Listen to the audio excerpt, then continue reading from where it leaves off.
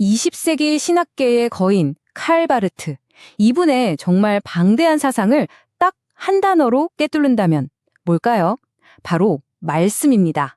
근데 이게 우리가 그냥 생각하는 책에 쓰인 그런 글자가 아니에요.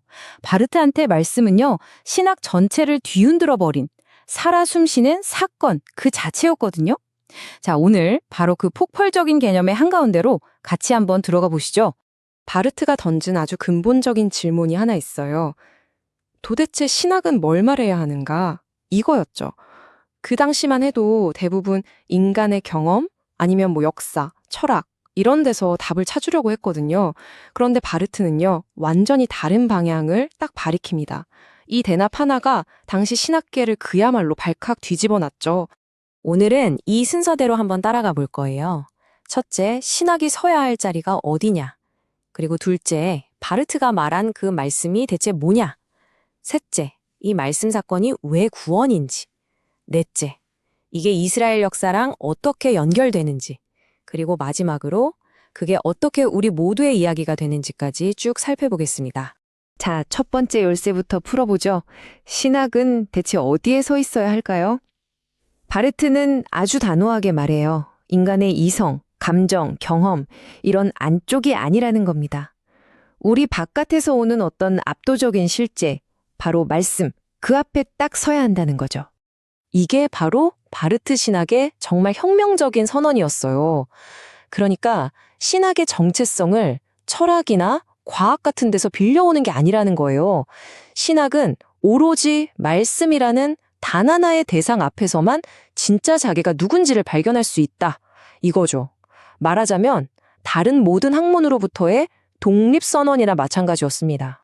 여기서 진짜 재밌는 포인트가 나와요. 바르트는 이건 아니다 라고 선을 그으면서 자기 입장을 분명히 하거든요. 신학이 철학적으로 얼마나 세련됐냐, 역사적으로 증명이 되냐, 심리적으로 위안을 주냐, 그런 건 하나도 안 중요하다는 겁니다. 왜? 신학은 인간의 주장을 변호하는 게 아니라 인간을 향해 오는 말씀을 듣는 학문이니까요. 와, 이거 정말 강력한 문장 아닌가요? 여기서 주체랑 객체가 완전히 뒤바뀌는 거예요. 우리가 인간이 신학이라는 걸 만드는 게 아니라는 거죠.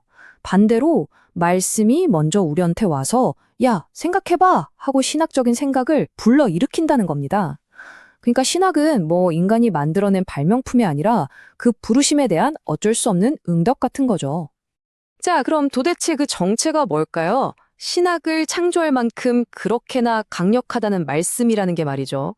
이제 진짜 바르트 신학의 심장부로 한번 들어가서 그 구체적인 모습을 확인해 보겠습니다. 바로 이겁니다. 여기에 모든 게 다 담겨 있어요. 바르트한테 말씀은 그냥 책에 박제된 텍스트가 아니에요. 역사 속에서 실제로 벌어진 아주 역동적인 사건이죠. 바로 나사렛 예수라는 한 사람 안에서 신적인 것과 인간적인 게 만나서 부딪히고 마침내 하나가 되어버린 사건. 하늘에 계신 분이 가장 낮은 곳으로, 땅에 있던 인간이 가장 높은 곳으로 올라가서 만나는 진짜 전에도 없었고 후에도 없을 그런 합일의 사건을 말하는 겁니다. 이 놀라운 사건은 크게 세 단계를 거쳐서 완성돼요. 첫째는 눈에 보이지 않던 말씀이 예수라는 구체적인 몸을 입고 역사에 딱 등장하는 거고요. 둘째, 그 예수라는 사람 안에서 신의 뜻과 인간의 의지가 완벽하게 하나로 결합되는 겁니다. 그리고 마지막으로 십자가의 죽음과 부활. 이걸 통해서 이 모든 과정이 그냥 한 사람의 일이 아니라 우리 인류 전체를 위한 사건으로 완성되는 거죠. 자, 좋아요. 2000년 전에 한 사람한테 일어난 엄청난 사건이라는 건 알겠어요. 근데 그게 지금 나랑 무슨 상관인데? 이런 생각이 드시죠? 바로 이 말씀 사건이 왜 우리 모두를 위한 구원의 사건이 되는지 지금부터 그 이유를 한번 파헤쳐보겠습니다. 바르타는 딱 잘라 말해요. 이 사건의 목적은 단 하나, 바로 구원이라고요. 우리 인간이 스스로의 힘으로는 절대 해결할 수 없는 근본적인 문제가 있잖아요. 바로 신과의 단절에서 오는 그 고통과 절망. 이걸 해결하기 위해 일어난 결정적인 한방. 그게 바로 이 사건이라는 겁니다. 그리고 여기서 말하는 구원은 무슨 뜬구름 잡는 얘기가 아니에요. 우리 모두가 두려워하는 죽음, 그 너머의 희망을 이야기하고요. 우리 사람을 진짜 옥죄는 가난, 질병, 폭력 같은 아주 구체적인 트라우마들 있잖아요. 이런 것들로부터의 자유를 선언하는 지극히 현실적인 사건이라는 거죠. 바로 그렇기 때문에 바르트한테 신학이 해야 할 일은 너무나 명확해지는 거예요. 이 해방과 구원의 기쁜 소식, 우리가 복음이라고 부르는 거요. 이걸 세상에 알리는 거죠. 그래서 바르트의 신학은 그냥 앉아서 비평이나 분석만 하는 게 아니라 근본적으로 이 복음을 선포하는 학문이다. 이렇게 불리는 겁니다. 근데 여기서 또 하나 궁금한 게 생겨요. 예수라는 한 개인한테 일어난 이 사건이 그보다 훨씬 이전부터 쭉 이어져 온 이스라엘의 그 기나긴 역사랑은 대체 무슨 관계가 있는 걸까요? 이 둘은 그냥 별개의 이야기일까요? 아니면 뭔가 연결돼 있을까요? 이 둘의 관계를 이렇게 나란히 놓고 보면요, 정말 극적인 그림이 하나 그려져요. 이스라엘의 역사가 배신하고 실패하고 거부하는 이야기의 연속이었다면 예수 안에서 일어난 이 말씀 사건은 그 모든 걸 정반대로 확 뒤집어 버립니다. 실패가 성취가 되고 거부가 완전한 하나됨이 되고 단절이 화해로, 그야말로 극적인 대역전극이죠. 하지만 여기서 오해하면 안 되는 게 있어요. 이 말씀 사건이 이스라엘의 역사를 그냥 에이, 틀렸어 하고 지워버리는 게 절대 아니라는 겁니다. 오히려 그 수많은 실패와 방황의 역사가 애타게 그리면서 달려오던 바로 그 목적지, 모든 이야기의 완성이자 클라이닉스라는 게 핵심이에요. 바르트의 표현을 그대로 빌려오자면 이렇습니다. 하나님이 인간의 하나님이 되시고 인간이 하나님의 인간이 되는 것.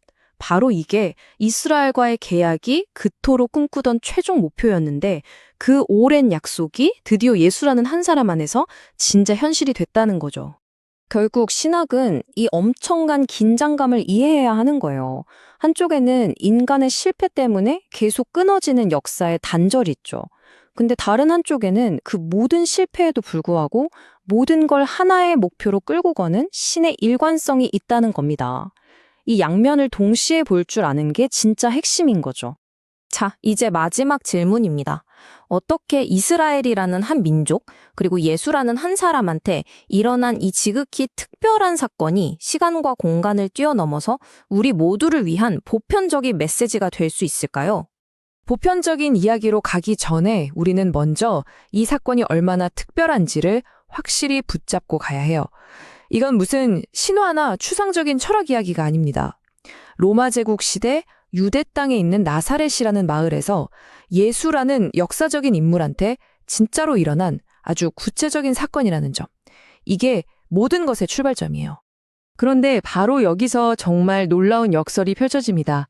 역사상 가장 특별했던 바로 그 사건이 오히려 모든 인류, 모든 시대의 말을 거는 가장 보편적인 말씀이 된다는 것. 이게 바로 바르트 신학이 우리에게 보여주는 가장 짜릿한 클라이맥스라고 할 수 있죠. 여기서 보편적이라는 말이 그냥 모두에게 해당되는구나 하는 수동적인 뜻이 아니에요. 훨씬 더 역동적입니다. 지금 이 순간에도 우리 한 사람 한 사람한테 직접 말 걸어오고 있다는 뜻이고요. 모든 문화와 민족을 그 이야기 속으로 초대하고 있다는 뜻이고요. 심지어 인간을 넘어서 온 세상 모든 것을 향한 하나님의 살아있는 행동이라는 뜻이에요. 자, 그래서 결론은 이겁니다. 신학은 인간의 생각을 변호하는 게 아니라 역사 속에 있었던 단 하나의 특별한 사건 앞에 서는 거라는 것. 그리고 바로 그 가장 특별한 사건이 역설적이게도 온 우주를 향한 하나님의 가장 보편적인 말씀이 된다는 것. 이게 바로 칼바르트가 우리에게 남긴 위대한 통찰입니다. 그렇다면 정말 마지막 질문은 이거겠죠. 2000년 전 과거에 일어났던 그 사건이 대체 어떻게 시간을 뛰어넘어서 바로 지금 여기 있는 나에게 살아있는 말씀으로 들려올 수 있는 걸까요? 이 질문을 여러분께 남겨드리면서 오늘 이야기는 여기서 마무리하겠습니다.